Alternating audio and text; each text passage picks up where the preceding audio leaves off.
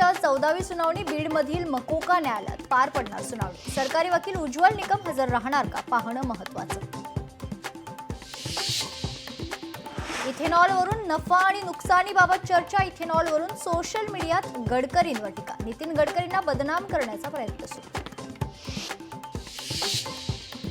मुंबईतील CSMT railway स्थानकाखाली सापडला भुयार. भुयार ब्रिटिश कालीन असल्याची माहिती. 1970च्या दशकातील भुयार असल्याची माहिती. मुंबईच्या प्रभाग रचनेवरील हरकतींवर आजपासून सुनावणी. आजपासून पुढील 3 दिवस सुनावणी. प्रारूप आराखड्यावर 488 हरकती आणि सूचना दाखल.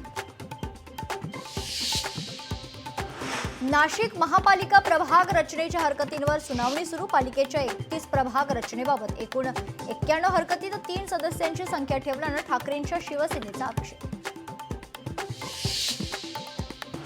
17व्या छत्रपती संभाजी महाराज मराठी साहित्य संमेलनाचं पुण्यात 5 ऑक्टोबर रोजी आयोजन. अखिल भारतीय मराठी साहित्य परिषदेचे राष्ट्रीय अध्यक्ष डॉक्टर शरद गोरे यांची माहिती. वर्ध्याच्या विजय गोपाल येथील जिल्हा परिषद शाळेत कायमस्वरूपी शिक्षक नाहीत. शाळा व्यवस्थापन समितीसह पालकांनी ठोकलं शाळेला कुलूप.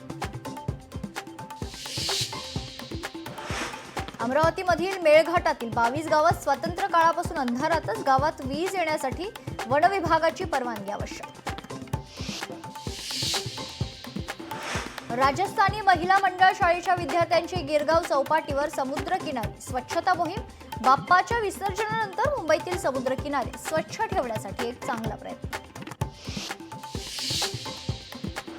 नवी मुंबईच्या अटल सेतूवर भीषण अपघात. कारची डंपरला जोरदार धडक. गाडीचं नियंत्रण सुटल्यानं अपघातात एका व्यक्तीचा जागीच मृत्यू तर कार चालक बचावलाय.